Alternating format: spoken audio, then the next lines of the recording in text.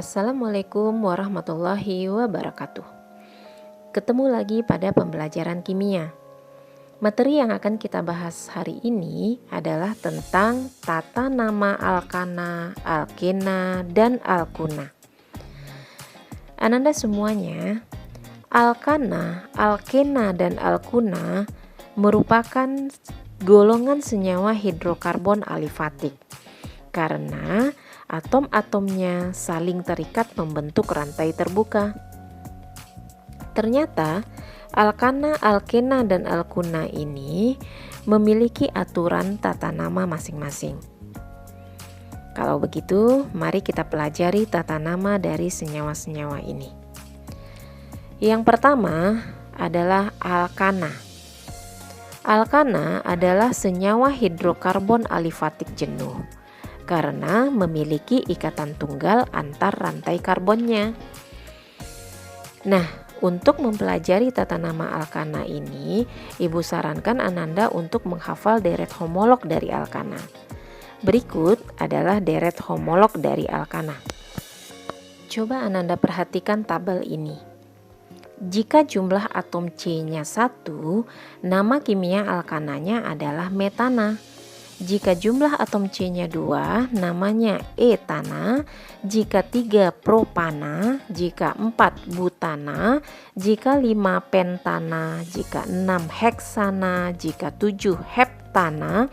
Jika 8, oktana. Jika 9, nonana. Dan jika 10, dekana.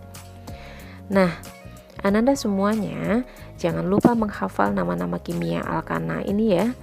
Karena nama-nama ini juga kita pakai pada tata nama alkena dan alkuna. Perbedaannya hanya terletak pada akhirannya saja. Untuk alkena kita beri akhiran ena, sedangkan untuk alkuna kita beri akhiran una.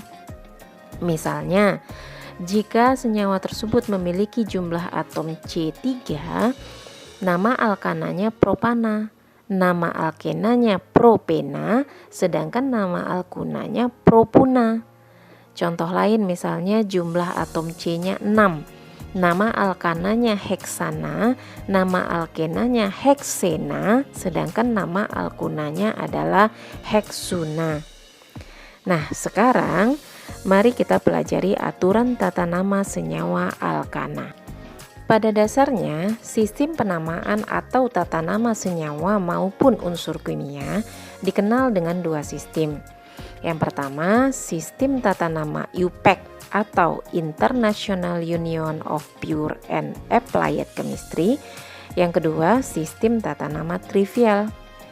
Yang akan kita pelajari sekarang adalah sistem tata nama IUPAC dari senyawa alkana.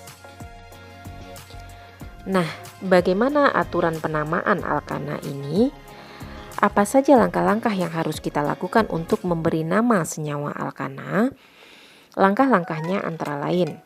Yang pertama, menentukan rantai utama atau rantai induk, yaitu rantai dengan jumlah atom C paling banyak.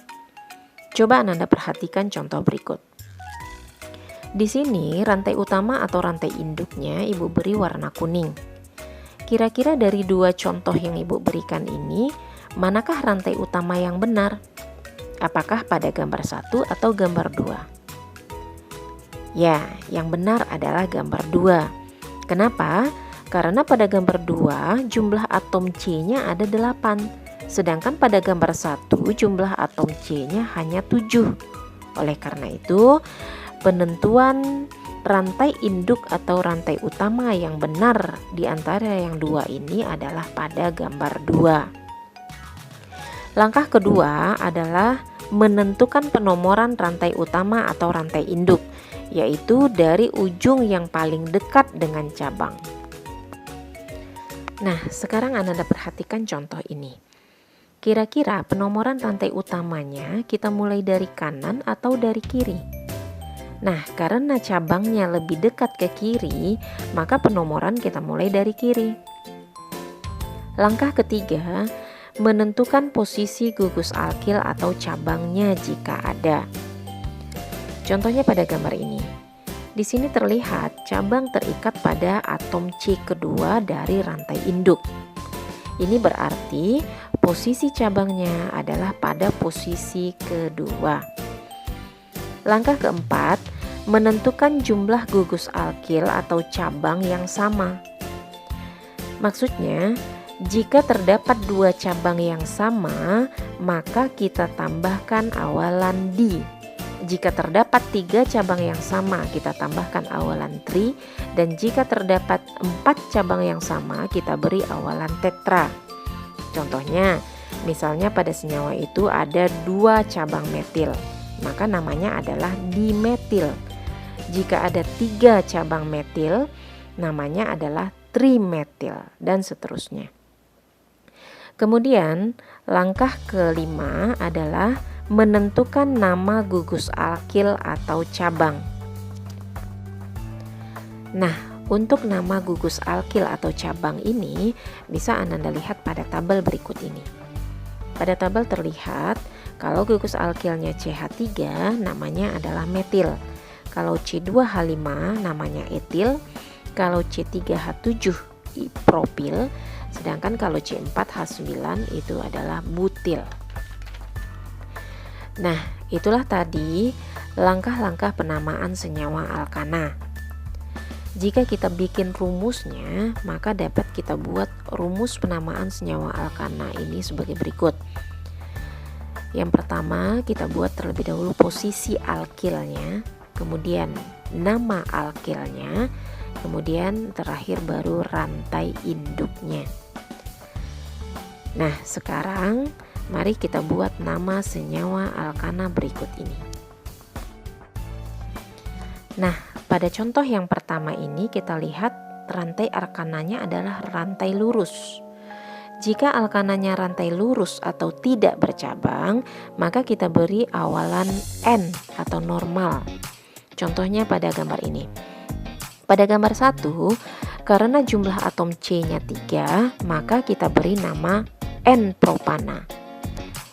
Pada gambar 2, jumlah atom C-nya 4, maka kita beri nama N-butana.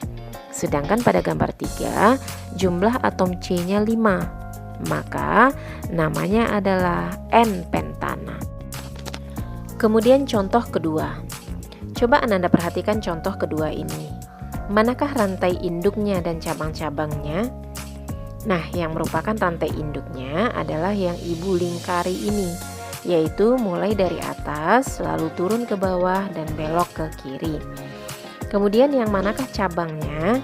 Di sini kita lihat bahwa cabangnya itu ada 2, yaitu metil dan etil. Nah, jadi dapat kita simpulkan bahwa pada senyawa ini gugus alkilnya ada 2. Yang pertama adalah metil yang terikat pada atom C kedua dari rantai induk, sehingga kita tulis 2 metil.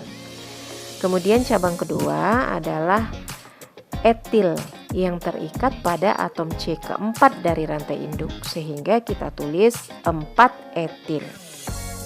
Nah, kemudian nama rantai induknya. Nama rantai induknya adalah heksana karena jumlah atom C pada rantai induknya ada 6. Nah, sekarang mari kita susun nama IUPAC-nya.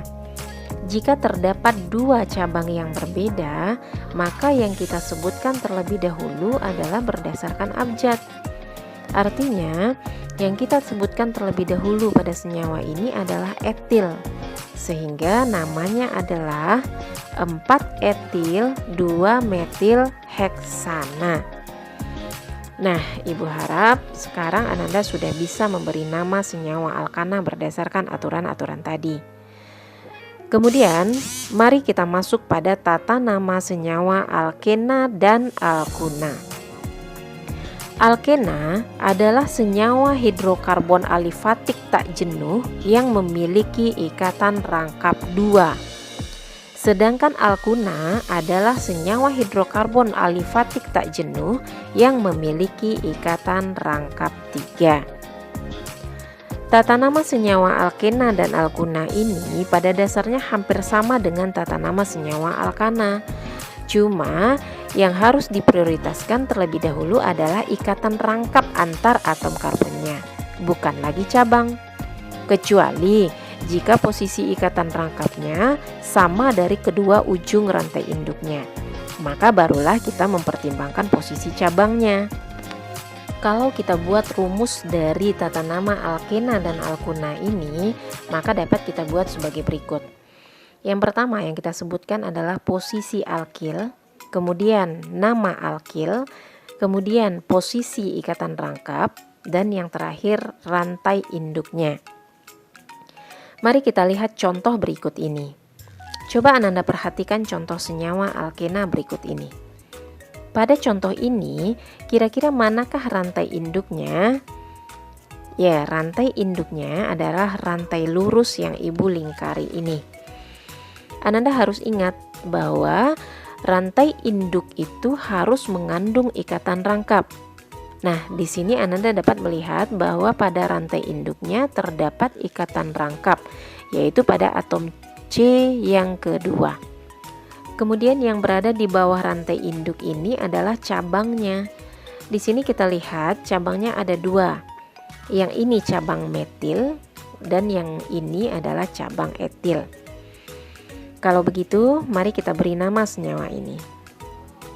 Nama gugus alkilnya itu ada dua. Yang pertama adalah metil yang terikat pada atom C kedua dari rantai induk, sehingga kita tulis 2 metil.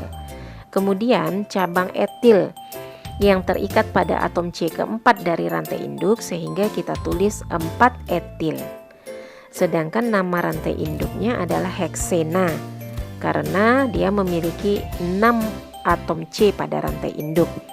Nah, karena ikatan rangkap terletak pada atom C kedua, maka kita tulis 2 heksena, sehingga namanya adalah 4 etil, 2 metil, 2 heksena. Kemudian mari kita lihat contoh alkuna berikut ini. Pada contoh ini kita lihat bahwa senyawa ini mengandung ikatan rangkap 3. Nah, ini berarti senyawa ini adalah senyawa alkuna. Manakah rantai induknya? Ya, rantai induknya adalah rantai lurus yang ibu lingkari ini. Kemudian penomorannya harus kita mulai dari kiri. Kenapa? Karena ikatan rangkapnya lebih dekat ke kiri. Sedangkan cabangnya di sini hanya satu, yaitu cabang metil. Jadi dapat kita simpulkan bahwa senyawa ini memiliki satu gugus alkil, yaitu metil yang terikat pada atom C keempat dari rantai induk, sehingga kita tulis 4 metil. Kemudian nama rantai induknya adalah pentuna karena jumlah atom C pada rantai induk ada 5. Dan ikatan rangkap 3-nya terletak pada atom C kedua, sehingga kita tulis 2 pentuna. Sehingga namanya adalah 4 metil 2 pentuna. Nah, bagaimana Ananda semuanya? Apakah Ananda sudah bisa membuat penamaan senyawa alkana, alkena, dan alkuna? Baiklah, mungkin itu saja dulu pembelajaran kita hari ini. Semoga bermanfaat. Assalamualaikum warahmatullahi wabarakatuh.